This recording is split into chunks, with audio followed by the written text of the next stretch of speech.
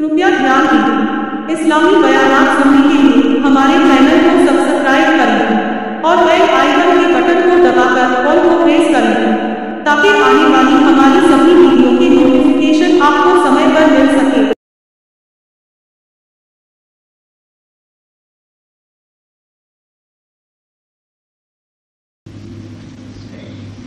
शेखुल इस्लाम मौलाना हुसैन अहमद मदनी रहमतुल्लाह अलैह फरमाया करते थे कि जहां आदमी शैतान से पनाह मांगता है वहां ये भी पनाह मांगा करो, अल्लाह पाक मुसलमान के इंतकाम से बचाइए, आमीन। मुसलमान जब अपनियों पे आता है ना, फिर इसने कभी नहीं देखा कि मेरी तलवार के सामने नवासे रसूल है या कौन है।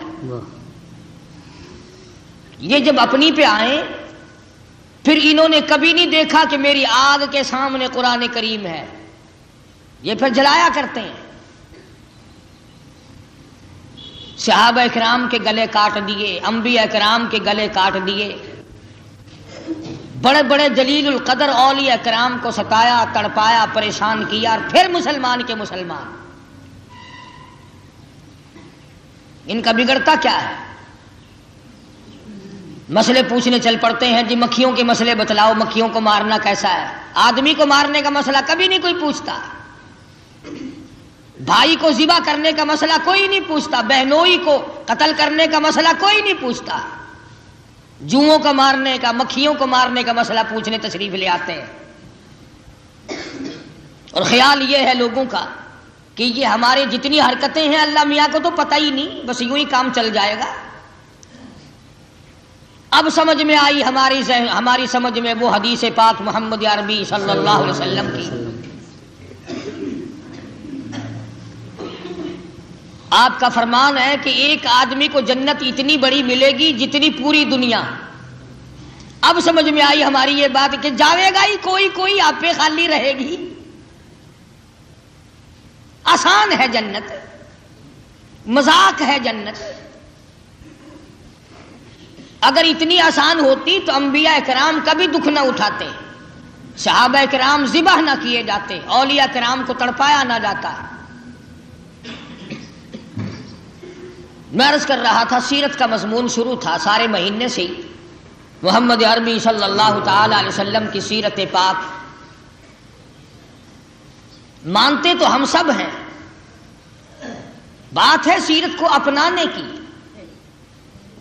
कि किसने सरकार मदीना सल्लल्लाहु अलैहि वसल्लम की गुलामी को दिल में जगह दी, किसने अपने लाहे अमल में जगह दी। आज यार को तो अंदेशा होता है कि अगर मैंने महबूब के खिलाफ किया तो बिगड़ जाएगा। कभी ये भी सोचा कि अगर मैंने सुन्नत को ठुकराया तो काली कमली वाला मुझसे मुंह फेर लेगा। बीवी के बारे में तो सोच सकते हो कि अगर मैंने यूं ना किया तो बिगड़ जाएगी। कभी किसी ने सोचा कि अगर मैंने सुन्नतों को पैरों के नीचे रोंदा तो काली कमली वाले नाराज हो जाएंगे? कौन सोचता है? इमामुल अंबिया महबूबी किबरिया हजरत मोहम्मद मुस्तफा सल्लल्लाहु ताला अलैहि वसल्लम की वो ज़ात अक़दस है, निगाह नबूवत ने जिनको रंगा। सहाबा किराम जो हुजूर की मजलिस में आए, तरबियत में आए, तालीम में आए, जमात में आए, दुनियाई में उनको बतला दिया गया तुम जन्नती और तुम बहिश्ती और तुमने अपने खून के बदले में जन्नत खरीदी है। खुदा की कसम यही लोग हैं जिनको अल्लाह पाक बार बार फरमाते हैं आद्दा लहुम जन्नातिन तजरी, मैंने तुम्हारे लिए जन्नत तैयार कर रखी है, तहतिहल तहतहल अनहारु खालिदीन फीहा अबदा, उसके नीचे जारी नहरें, बागात हैं, सुर्ख याकूत के मकानात हैं, सब्ज याकूत के मकानात हैं, मुस्को अंबर ज़ाफ़रान के गरगारे के बने हुए महलात हैं। अल्लाह पाक फरमाते हैं आद्दा लहुम, मैंने तुम्हारे लिए तैयार कर रखे हैं। इधर सहाबा किराम ने आवाज दे दी پروردگار عالم ہم بھی جنت میں داخل ہونے کے لیے تیار ہیں، جان جائے تو چلی جائے، عزت جائے تو چلی جائے، اولاد ذبح ہوتی ہے تو 1000 مرتبہ ہو جائے، جان کا قیمہ بنتا ہے تو بن جائے، چمڑا ادھڑتا ہے تو ادھڑ جائے، آگ میں ڈال کر کوئی جلاتا ہے تو جلا دے، گلے پہ چھری چلاتا ہے تو کوئی چلا دے، کوئی کتنا بھی نقصان عظیم کر لے الہ العالمین، اگر تو نے جنت تیار کر رکھی ہے ہم بھی جنت کے لیے تیار ہیں۔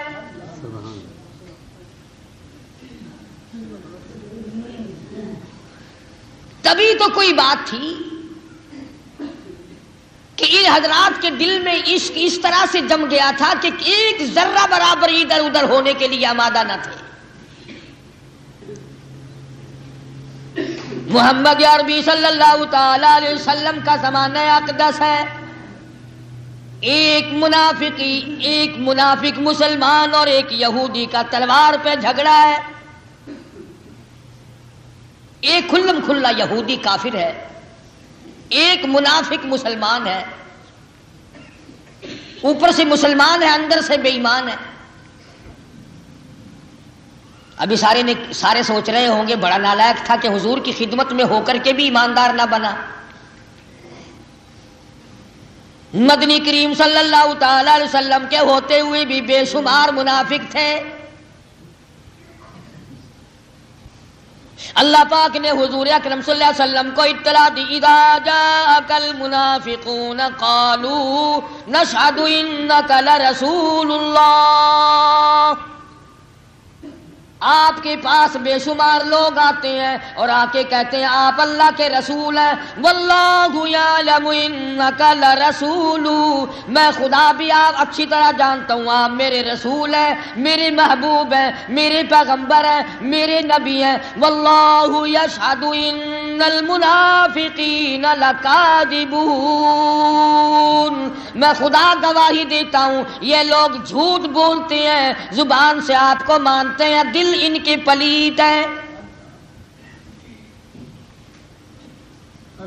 تلوار پہ جھگڑا ہو گیا، جھگڑا طے کرنے کے لیے، فیصلہ کرانے کے لیے محمد عربی صلی اللہ تعالی علیہ وسلم کی خدمت عالیہ میں حاضر ہو گئے۔ حضور صلی اللہ علیہ وسلم نے دلائل پوچھے، گواہ معلومات کیے، شاہد پر منگائے، فیصلہ فرما دیا تلوار یہودی کی ہے منافق کی نہیں۔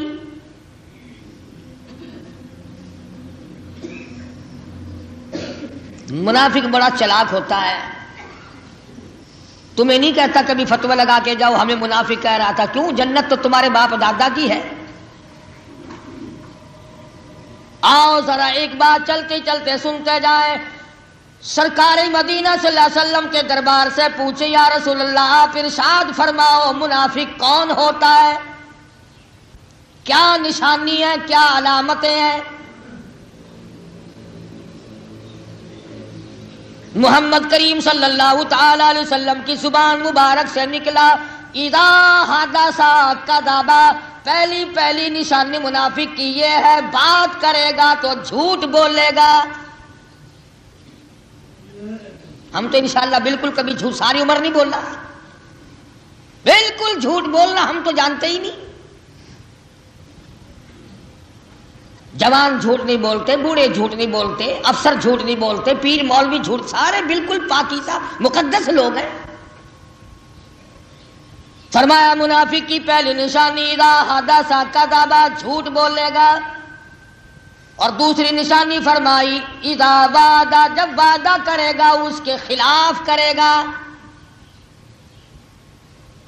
میری زبانی نہیں، محمد کریم صلی اللہ علیہ وسلم کی زبانی آپ کو بات بتلا رہا ہوں۔ منافق کی نشانی کی بات کرے گا، جھوٹ بولے گا، وعدہ کرے گا، خلاف کرے گا، امانت رکھو گے خیانت کرے گا۔ میں یہ کہتا ہوں کہ آج یہ تینوں چیزیں 90% نہیں بلکہ 95% لوگوں میں ہیں۔ جھوٹ کو ہم لوگ گناہ نہیں مانتے، وعدہ خلافی کو ہم گناہ نہیں سمجھتے، کہتے ہیں کہ یہ تو کاروباری بات ہے۔ اسی طرح کا منافق جس میں یہ نشانیاں پائی جاتی تھی، محمد کریم صلی اللہ تعالی علیہ وسلم کی خدمت عالیہ میں جھگڑا لے کر آئے، حضور صلی اللہ علیہ وسلم نے تلوار یہودی کو دے دی، تیری ہے منافق کی نہیں، یعنی مسلمان کی نہیں۔ اسے پتا تھا کہ فاروق اعظم سب قید رضی اللہ تعالی عنہ بڑا جلال والا صحابی ہے، تبھی تو حضور نے فرمایا کہ اے فاروق جس گلی سے تیرا گزر ہو جائے قیامت تک وہاں شیطان داخل نہیں ہوگا۔ اس نے سوچا کہ فاروق اعظم کے پاس چلوں، جلالی آدمی ہے، میرے حق میں فیصلہ کرے گا۔ یہودی کو کہنے لگا یار فیصلہ تو ہو گیا مگر میں تو نہیں مانتا۔ اندازہ لگائیں آپ فیصلہ کس نے کیا؟ میں نہیں مانتا۔ یہودی کہنے لگا کس سے؟ پھر اور کسی سے فیصلہ کرا لے۔ اس نے کہا چلتے ہیں فاروق اعظم کے پاس۔ یہودی کو تو پتا تھا نا کہ آقا کے اشاروں پہ مر مٹنے والا مسلمان ہوتا ہے۔ کہنے لگا بالکل ٹھیک ہے میں تیار ہوں، چل۔ منافق آ کے فاروق اعظم رضی اللہ تعالیٰ عنہ کے دربار میں بیٹھ گیا اور کہنے لگا یار کمال ہو گیا، تمہیں اپنے آدمی کا پاس بھی نہیں، اپنے آدمی کا بھی خیال نہیں کرتے، ہمسائے کا بھی خیال نہیں کرتے، شہر کا بھی خیال نہ کیا، وطن کا بھی خیال نہ کیا، ہم زبان کا خیال نہ کیا۔ میں تمہارے شہر میں رہنے والا، تمہارا ساتھی، کلمہ پڑھنے والا، تمہاری ساتھ کے رہنے والا، عجب تمہارے یہاں انصاف ہے، تلوار میری تھی اس کو مل گئی، فیصلہ کرانے آیا ہوں آپ سے، آپ فیصلہ کر کے دیں۔ یہودی کہنے لگا کہ ایک بات عرض کر دوں جی، ایک دفعہ فیصلہ ہوا بھی ہے۔ فاروق اعظم نے پوچھا فیصلہ ہو چکا؟ کہ ہاں۔ کس نے کیا؟ یہودی کہنے لگا تمہارے نبی محمد عربی صلی اللہ علیہ وسلم نے۔ فاروق اعظم نے اس منافق سے پوچھا کہ فیصلہ ہو چکا؟ جی ہاں ہوا تو تھا پر میرا دل نہیں مانتا، تلوار میری اس کو دے دی۔ یار اپنے آدمی کا بھی پاس نہیں کرتے، کمال ہے، عجب مسلمانی ہے، تمہیں تو پتہ ہی نہیں اپنے پرائے کا، آنکھیں بند کر کے فیصلے۔ فاروق اعظم رضی اللہ تعالیٰ عنہ نے پوچھا اچھا حضور صلی اللہ علیہ وسلم سے فیصلہ کرایا پہلے؟ ہاں کیا تو تھا، فیصلہ ہوا تو تھا۔ ہم بھی جس بات کو رد کریں گے نا ذرا پتلی سی آواز بنا کے جی دعا خیر دی آنکھی تو ہے، نکاح شکا کہے نہیں گھٹیا، اے میں دعا خیر دی آنکھی آئی۔ جب بھی کوئی کام بدلنا پڑے گا ہاں جی بس باتوں میں بات آئی تھی۔ سیدنا فاروق اعظم رضی اللہ تعالیٰ عنہ فرمانے لگے اب دوبارہ میرے پاس کیوں آئے؟ وہ منافق کہنے لگا فیصلہ آپ سے کراؤں گا۔ فرمایا اچھا کر دیتا ہوں فیصلہ، تشریف رکھیے۔ اندر تشریف لے گئے، منافق سمجھا کوئی رجسٹر لاویں گے، لکھیں گے، پہلے گواہی لیں گے پھر فیصلہ کریں گے۔ اندر سے تلوار لے کے تشریف لائے، پھر بھی پوچھا۔ لالچی آدمی کبھی نہیں سمجھا کرتا حالات کو، ہرسی آدمی کو حالات کا اندازہ نہیں ہوا کرتا۔ پھر بھی سیدنا فاروق اعظم رضی اللہ تعالیٰ عنہ نے منافق سے پوچھا کہ فیصلہ کر دوں؟ انہوں نے کہا جی ہاں ماشاءاللہ آپ فیصلہ فرمائیں۔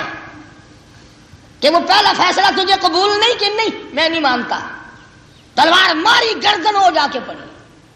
فرمایا جو کالی کملی والے محمد عربی صلی اللہ تعالی علیہ وسلم کے فیصلے کو نہیں مانتا اور انکار کرتا ہے پھر اس کے لیے میرے پاس یہ فیصلہ ہے،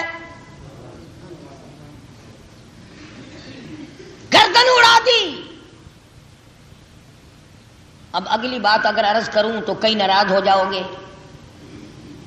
مدنی کریم صلی اللہ تعالی علیہ وسلم کا مدینے کے منافق نے ایک فیصلہ نہ مانا۔ اللہ پاک فرماتے ہیں وہ ایماندار نہیں، مومن نہیں، کافر ہے، منافق ہے۔ اور لوگوں اگر مدینے کا باشندہ حضور کا ایک فیصلہ نہ مانے تو وہ کافر منافق بن گیا، گردن اڑانے کے قابل بن گیا۔ میں نے اور آپ نے ساری عمر میں حضور اکرم صلی اللہ علیہ وسلم کا ایک فیصلہ بھی نہ مانا، ہمارا کیا بنے گا؟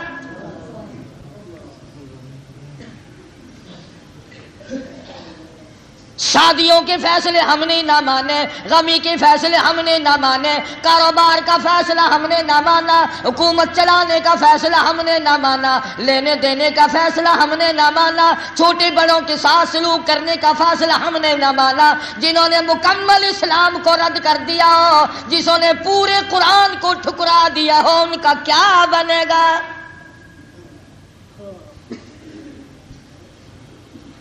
اب منافق ایک تو تھا نہیں، وہ تو کافی سارے تھے، چھپے ہوئے تھے۔ سارے منافق کھڑے ہو گئے، دیکھو جی کلمہ پڑھنے والے کو قتل کر دیا، کلمہ گو کو قتل کر دیا، مسلمان کو قتل کر دیا، بے گناہ قتل کر دیا، بے قصور قتل کر دیا، بدلہ دلوایا جائے۔ حضور اکرم صلی اللہ علیہ وسلم کے دربار عالیہ میں آ کر منافقوں نے دعویٰ دائر کر دیا،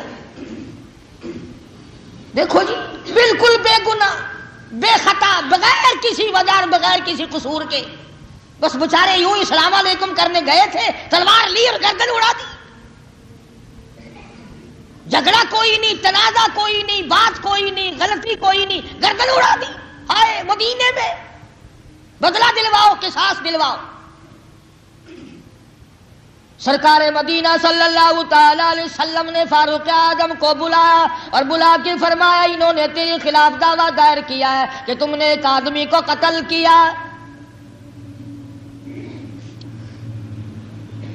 فاروق اعظم رضی اللہ تعالیٰ عنہ فرمانے لگے حضرت آدمی تو تھا مگر مسلمان نہیں تھا، کافر تھا، وہ منافق تھا، آپ کے فیصلے کا انکار کرتا تھا، میں اور کیا کرتا اس کا۔ جلالی صحابی بلکہ فرمانے لگے یہ جتنے اب آئے ہوئے بیٹھے ہیں نا، یہ وہی کام آپ کر کے دیکھیں، میں وہی کام سب کا کر دوں گا، میرے آقا کے فیصلے کو ٹھکرا کے دیکھیں گے۔ غیرت کی بات ہوتی ہے، اہمیت کی بات ہوتی ہے۔ مدنی کریم صلی اللہ تعالی علیہ وسلم نے فاروق اعظم سے فرمایا گواہ لاؤ، گواہ پیش کرو۔ اب جھگڑا تھا یہودی کا اور ایک منافق کا، اب گواہی دینے کے لیے مسلمان چاہیے۔ فاروق اعظم اتنی غیرت والا آدمی تھا، اتنی فرصت کہاں ملی کہ مدینے سے 4 آدمی بلاتے، ان کے سامنے بات کرتے، پھر تلوار مارتے۔ جب آدمی غیظ و غضب میں آتا ہے پھر غیرت ایمانی وہ برداشت نہیں کر سکتا۔ سیدنا فاروق اعظم رضی اللہ تعالیٰ عنہ نے فرما دیا الہ العالمین میں اب کیا کروں؟ مدنی کریم صلی اللہ علیہ وسلم کے دربار عالیہ میں عرض کر دیا میرا گواہ کوئی نہیں، یہ 2 آدمی جھگڑتے ہوئے میرے پاس آئے تھے، آپ کے فیصلے کا انکار کرتے تھے، اس لیے میں نے اس کی گردن اڑا دی۔ آواز آئی میرے فاروق گھبرانا، تیرا فرش پہ گواہ کوئی نہیں، میں عرش پہ خدا بیٹھا ہوں۔ عدالت محمد مصطفیٰ صلی اللہ تعالی علیہ وسلم کی ہو اور مقدمہ فاروق اعظم کا ہو اور دعویٰ دائر کرنے والے منافق ہو، آواز آئی میں خدا پروردگار خود عدالت میں حاضری کے لیے تیار ہوں۔ پروردگار عالم نے آواز دے دی، وہی بھیج دی، جبریل کو بھیج دیا۔ آواز آئی فلا وربک فلا وربک لا یؤمنون،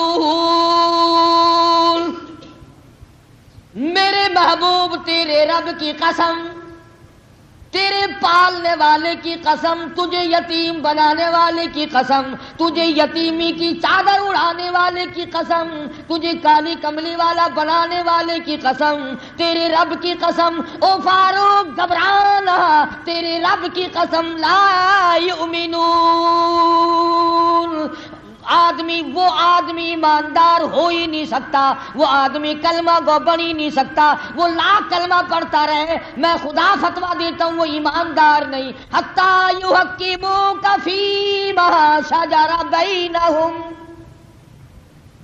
یہاں تک کہ میرے محبوب حضرت محمد الرسول اللہ صلی اللہ تعالی علیہ وسلم کے فیصلے کو دل سے تسلیم نہ کرے۔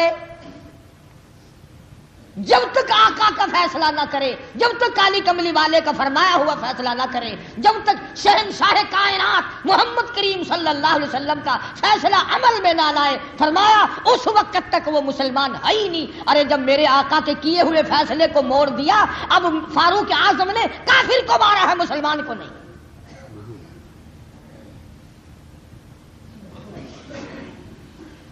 اب آپ اور میں سوچیں کہ ہماری عدالتیں، ہماری پنچایتیں، ہمارے معززین، ہمارے علاقوں کے محلوں کے شہروں کے چیئرمین اور سردار کس قسم کے فیصلے کرتے ہیں؟ اگر ایک مدینے کا منافق انکار کر دے ایک فیصلے سے تو وہ تو کافر بن گیا، اور ہم نے تمام اسلام کا انکار کیا ہوا ہے، پورے دین کا انکار کیا ہوا ہے، عملاً انکار۔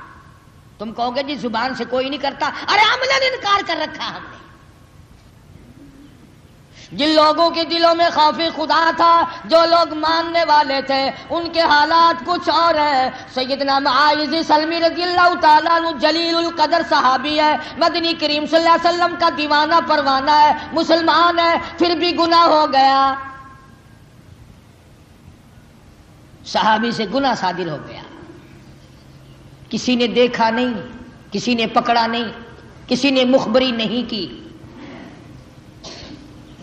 خود مدنی کریم صلی اللہ تعالی علیہ وسلم کی خدمت عالیہ میں حاضر ہوا، عرض کرنے لگا یا رسول اللہ انی قد ہلکت،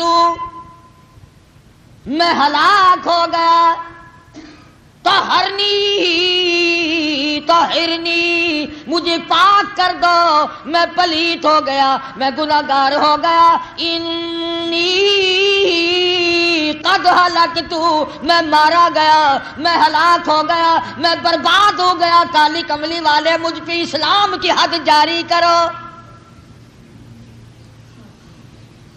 حضور اکرم صلی اللہ تعالی علیہ وسلم نے اس کی یہ بات سن کر دوسری طرف منہ پھیر لیا، اس طرف آ کے کھڑا ہو گیا اور یہی کہنے لگا طہرنی، مجھے پاک کر دو، مجھے پاک بنا دو، انی قد ہلکت، میں ہلاک ہو گیا، میں مارا گیا۔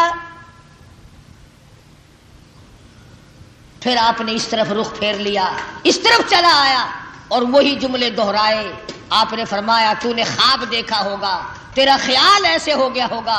عرض کیا نہیں یا رسول اللہ، مجھ سے زنا کا گناہ صادر ہو گیا ہے، مجھ پر حد جاری کرو، میں دنیا میں سزا بھگت لوں، قیامت کی سزا سے بچ جاؤں گا، وہاں کی سزا مجھے برباد کر دے گی، میں مارا جاؤں گا۔ مدنی کریم صلی اللہ علیہ وسلم نے بڑی تفتیش کے بعد، تحقیق کے بعد حکم دیا کہ اسے سنسار کرو۔ باہر لے گئے، مدینے سے باہر زمین میں گاڑ کر پتھر مارنے شروع، زمین پتھر مارنے لگے، ماعز بھاگ نکلے، کپڑے پہ گر گئی، مارنے والے کے کپڑے پر خون کی دھار پڑ گئی۔ اس نے حضرت ماعز کی شان میں گستاخی کا کلمہ کہا، سن لیا مدنی کریم صلی اللہ تعالی علیہ وسلم نے سختی سے منع فرمایا، تم اس کو کچھ نہ کہو، تم کیا جانو، اس نے آج وہ توبہ کی ہے، وہ استغفار کیا ہے، کسی نے دیکھا نہیں، کسی نے پکڑا نہیں، کسی نے مخبری نہیں کی، عدالت میں گھسیٹ کر کوئی نہیں لایا، خود اپنے گناہ کا اقرار کیا، خود اپنے جرم کا اعتراف کیا، آج اس نے وہ توبہ کی ہے۔ پورا مدینہ اگر آج چاہے اس کی توبہ کے صدقے میں سارے مدینے پہ جنت واجب ہو جائے۔ 12,000 سے زیادہ تعداد ہے، فرمایا تمام کے تمام اس کی دعا کے صدقے میں جنتی بن جائے۔ اس نے جو استغفار کیا ہے، اس نے جو توبہ کی ہے، اس نے جو گناہ کا اقرار کیا ہے اور اللہ کے خوف سے ڈرا ہے، اللہ کی عدالت سے اس کے دل میں ڈر بسا ہے، قیامت کو صحیح معنوں میں اس نے سمجھا ہے۔ ہماری سمجھ میں تو آج تک قیامت نہ آئی، اور سچی پوچھو تو 99% لوگوں کا یقین نہیں ہے۔ محمد عربی صلی اللہ تعالی علیہ وسلم کی عدالت میں ایک عورت آئی، آ کے عرض کرنے لگی یا رسول اللہ طہرنی، مجھے پاک کر دو، مجھے پاک بنا دو، مجھ سے گناہ ہو گیا ہے، میں گناہ کر بیٹھی، بے خبری میں کر بیٹھی، مجھ سے گناہ ہو گیا، کسی نے دیکھا نہیں، کسی نے پکڑا نہیں، میں ڈرتی ہوں، انی اخاف اللہ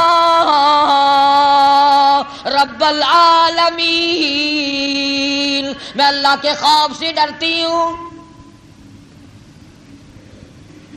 مجھے اس پروردگار کا ڈر ہے جس کی ساتھ مالک الملک ہے، زمین و آسمان کا پالنہار، پیدا کرنے والا، ڈرتی ہوں قیامت میں اگر وہ بگڑ گیا، اگر وہ ناراض ہو گیا، میرا ٹھکانہ کہاں بنے گا۔ انی قد ہلکت، میں ہلاک ہو گئی، برباد ہو گئی، مجھے پاک بنا دو۔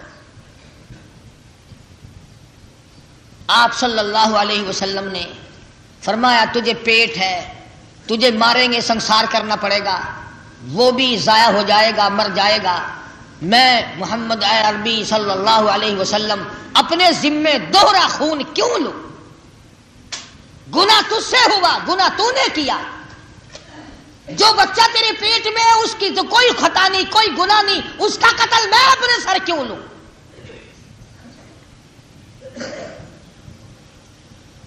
جہاں لوگوں نے طرح طرح کے اسپتال قائم کیے ہوں، اسقاط حمل کے ذرائع بنائے ہوں، بدماشی کو چھپانے کے طریقے کار اختیار کر لیے ہوں، آپ لوگ اس ملک میں سکون تلاش کرتے ہیں، برکت مانگتے ہیں۔ جہاں اتنی بے حیائی اور بے غیرتی پھیل چکی ہو کہ شرافت منہ چھپاتی پھرتی ہے، وہاں آپ لوگ انصاف مانگتے ہیں۔ کون انصاف کرے گا؟ تمام کے تمام ہم لوگ ہیں تو کاڑے مجرم سارے۔ مردوں کا حال دیکھو، عورتوں کا حال دیکھو، پڑھے لکھوں کا دیکھو، ان پڑھوں کا دیکھو، بس معاملہ صاف ہے۔ نبی ڈر رہے ہیں، اس بچے کے قتل سے ڈرتے ہیں جو ابھی پیٹ میں ہے، اور لوگ بھائی کے قتل سے نہیں ڈرتے۔ ڈرے کیسے؟ انہیں بڑی امید ہوتی ہے کہ 4 پیسے متھے ماریں گے، گھر واپس آ جائیں گے، اور بے شمار لوگ آ جاتے ہیں۔ ادھر وہ گناہ کرتے، انہیں پتا ہوتا ہے مارنے والوں کا، لیکن چونکہ ہم نے تو فلاں دشمن کو گھیرے میں لینا ہے، اس لیے عمدن بے گناہ کو پکڑتے ہیں۔ جنتی بنے بیٹھے ہیں لوگ، رشوتیں بٹور بٹور کے، قاتلوں کو بری کر کے، پھر کہتے ہیں کہ جی ہم نے کیا قصور کیا ہے۔ غلط ہے یہ بات کہ سال بھر کی ایک دفعہ کی نظر نیاز تمہارے سارے گناہ بہا کر لے جائے گی۔ کون کہتا ہے؟ کس نے تمہیں یہ عقل دی ہے؟ حقوق العباد کبھی بھی معاف نہیں ہوں گے، کبھی معاف نہیں ہوں گے۔ ارشاد فرمایا مدنی کریم صلی اللہ تعالی علیہ وسلم نے، اور لوگوں غریب کون ہے؟ عرض کیا یا رسول اللہ صلی اللہ علیہ وسلم جس کے پلے مال نہیں، دولت نہیں۔ فرمایا نہیں، غریب وہ ہے جو کچھ نمازیں بھی پڑھ کے گیا، حج بھی کر کے گیا، سخاوت بھی کر کے گیا، اللہ بھی کر کے گیا، مگر لوگوں کے حقوق کھا کے مر گیا۔ قیامت کے دن میدان حشر میں کھڑا کر کے لوگوں نے سارا لوٹ لیا، ننگا ہو گیا۔ فرمایا غریب تو وہ ہے جو قیامت میں ننگا ہو گیا۔ تو مدنی کریم صلی اللہ تعالی علیہ وسلم نے فرما دیا مائی میں اس بچے کا قتل اپنے سر کیوں لوں؟ جب یہ بچہ پیدا ہو جائے گا پھر تجھ پہ حد جاری کریں گے، پھر قرآن کا قانون جاری کریں گے، پھر اسلام کی حدود تجھ پہ نافذ کریں گے۔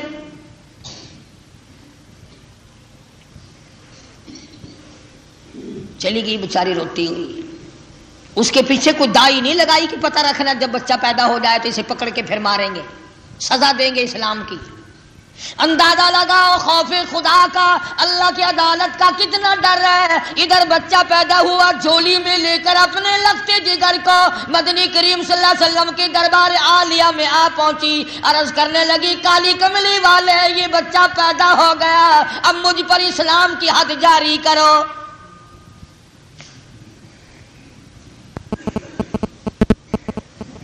یہی تو میں کہا کرتا ہوں کہ یہاں اسلام کو پیڑی اور زینے اور سیڑھی کے طور پر استعمال کرتے ہیں. اسلام کے خواہاں تو قبروں میں چلے گئے. اسلام والے تو قبروں میں جا کے سو گئے. اسلام والا اب ہے کون؟ ہر آدمی اسلام کا نام لے کر دھوکہ دیتا ہے، فریب کرتا ہے، دجل کرتا ہے. اسلام ہمیں راس کیسے آئے گا؟ حرام کھانے والوں کو، حرام پینے والوں کو، حرام پہننے والوں کو اسلام راس آ جائے. یہ ایک عورت خود بخود آئی کھڑی ہے. مدنی کریم صلی اللہ تعالی علیہ وسلم نے فرما دیا اب اگر تجھے سنسار کر دیا، ہم نے تجھ پر اسلام کی حد جاری کر دی، اس بچے کو دودھ کون پلائے گا؟ اگر یہ بھوک پیاس کی وجہ سے مر گیا تو میرے ذمہ نہ پڑ جائے.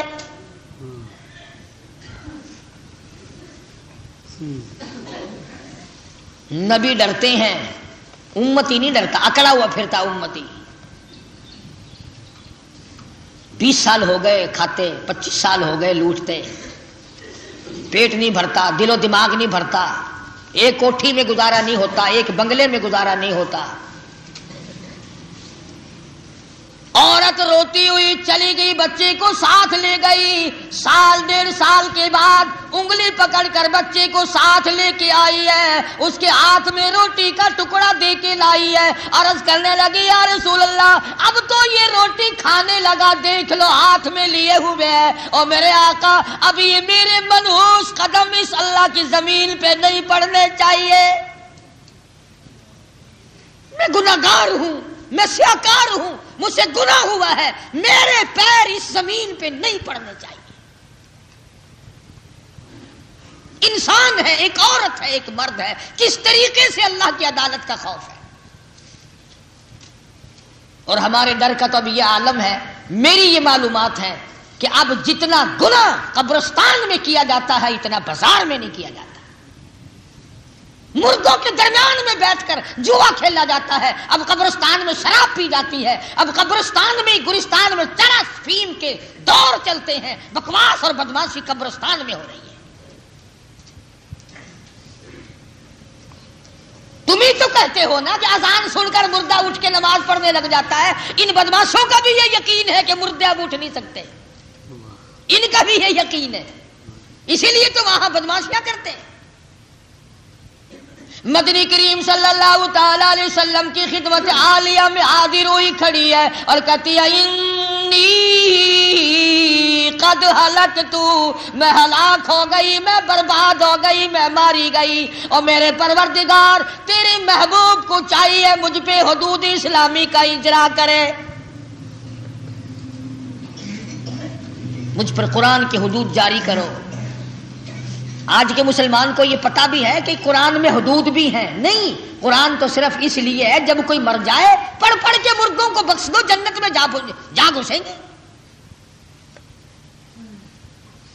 آج میرے تیرے نزدیک قرآن کریم تعزیرات کی کتاب نہیں، دستور کی کتاب نہیں، آئین کی کتاب نہیں، ضابطہ حیات نہیں، ضابطہ اخلاق نہیں، برکت والی کتاب ہے. جب کوئی مر جائے پڑھ پڑھ کر مردوں کو بخشتے رہو.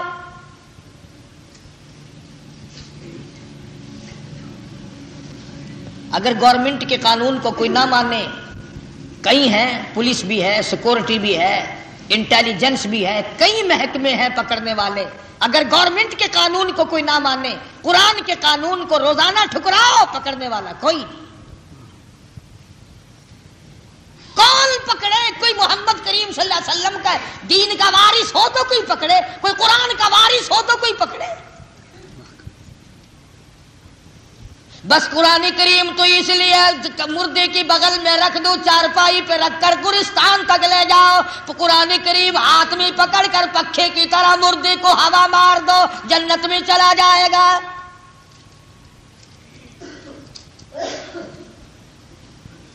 ادھر یہ کہتی ہے طاہرنی، پاک کر دو مجھے، مجھ پر قرآن کا قانون چلاؤ، مجھ پر اسلام کی حدود نافذ کرو، میرا گناہ معاف ہو جائے گا، قیامت کے دن میں بچ جاؤں گی، پروردگار عالم کے عذاب سے میری نجات ہو جائے گی. انی اخاف اللہ، مجھے تو اس پروردگار سے ڈر لگتا ہے، میں اس مالک سے ڈرتی ہوں۔ مدنی کریم صلی اللہ علیہ وسلم نے حکم دیا، حد جاری کی گئی۔ آپ صلی اللہ علیہ وسلم نے فرمایا کہ جتنی یہ عورت ڈری ہے، اگر اس کے ڈر کو پوری دنیا اس وقت کی جو تھی پوری دنیا کے مسلمانوں کی توبہ بنایا جائے تو سب جنتی ہو جائے۔ آج تو کوئی اپنا گناہ ماننے کو تیار نہیں۔ میں نے اس جمعے میں بھی کہا تھا کہ جب کوئی پریشانی آتی ہے، میں بھی آپ میں شامل ہوں، ہم کہتے ہیں یا اللہ کون سا گناہ ہو گیا، کیڑا گناہ میرے کو، یعنی گناہ گار تو ہم ہیں ہی نہیں۔ اللہ سے پوچھتے کون سا گناہ ہو گیا، اور وہ سانس کون سا آیا جس میں تو نے گناہ نہ کیا، وہ لقمہ تیرے پیٹ میں کون سا گیا جو بغیر گناہ کے تھا، وہ پانی کا گھونٹ پیٹ میں تیرا کون سا گیا جو تو نے گناہ کے ساتھ نہیں اتارا۔ امیر غریب نے آنکھیں بند کر رکھی ہیں، اسلام کے ساتھ مذاق ہو رہا ہے، امید لگا رکھی ہے، او جی اللہ پاک آخر جنت دے گا ہی۔ اچھا، کیونکہ آخر کار جنت اللہ پاک دے گا، کیوں اللہ میاں کے گلے میں تم پڑے ہوئے ہو، اللہ میاں کا کچھ بگاڑ دو گے جو آخر وہ دیے بغیر گزارا ہی نہیں۔ یہ ساری باتیں آخرت کی ہے۔ اگر تم پوچھ سکتے ہو تو اپنے باپ دادا سے کی قبر پہ کھڑے ہو کے جا کے پوچھ کے آؤ تمہارا حال کیا ہے۔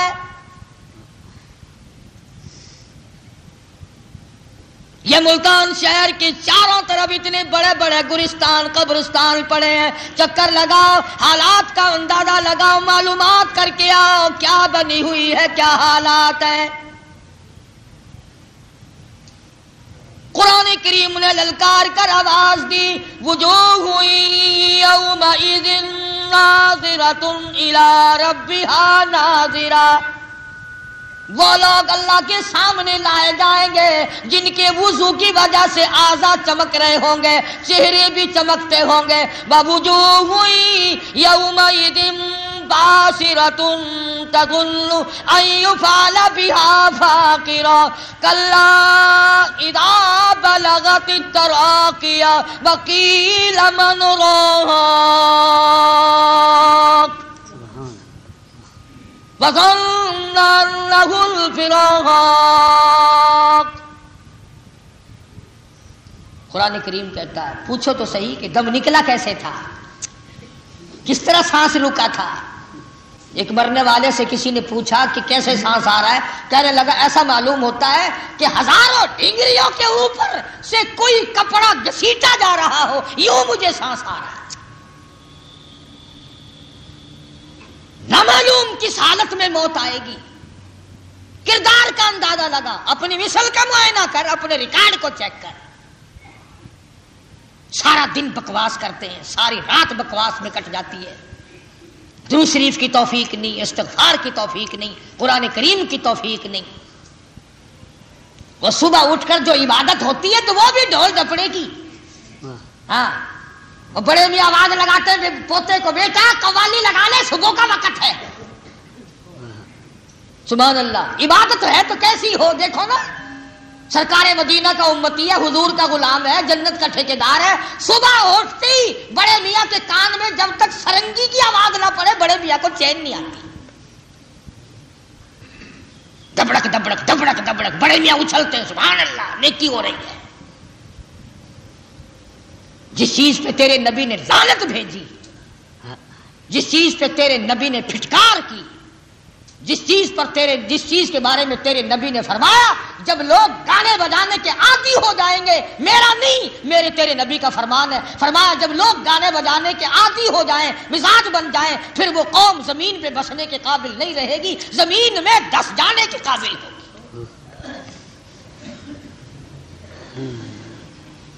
عبادت بنائے پھرتے ہو، جاہل اور ان پڑھ لوگوں کو پھنساتے ہو۔ قوالی شریف حضور کا نام لے کر گانا گاتے ہو، پاکیزہ نام جو عرش عظیم اٹھانے والے فرشتے بھی جس ذات کا نام عدم سے لیتے ہو، باوضو لیتے ہو، ہر وقت احترام سے لیتے ہو، تم اس نبی کے نام کو ڈھولک پہ بجاتے ہو، بہانہ بنا رکھا ہے۔ فلانے تو مانتے نہیں.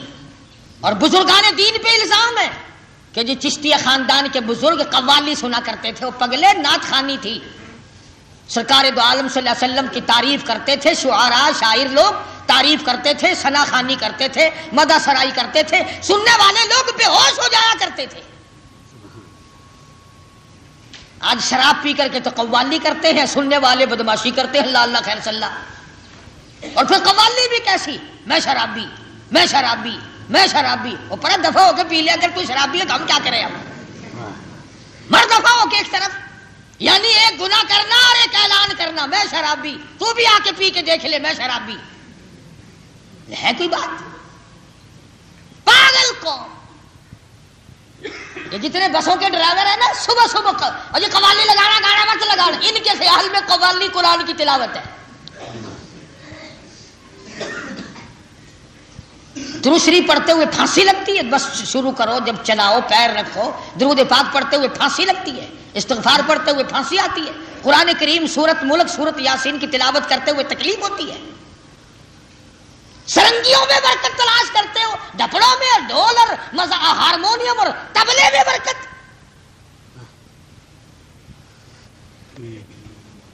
محمد عربی صلی اللہ تعالی علیہ وسلم نے فرمایا جو قوم ڈھول ڈھپڑوں پہ ناچے کرے گی ان کی زندگی میں برکت نہ رہے گی. پھر سکون اٹھ جائے گا، پھر ماں باپ کا ادب اٹھ جائے گا. اب دیکھ لو کتنا ادب ہو رہا ہے، کتنا احترام ہو رہا ہے. وہ ایک آدمی سنا ہے کہ اپنے باپ کو مارنے لگا، کوئی بدبخت ایسا ہی پیدا ہو گیا ہوگا نا.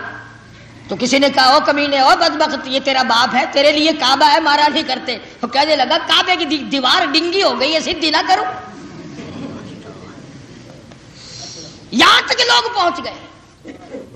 انتظار کرو عذاب الہی کا، تھوک کے بھو موت آئے گی، تھوک کے بھو. توبہ کرو، استغفار کرو، اللہ پاک برے وقت سے بچائے.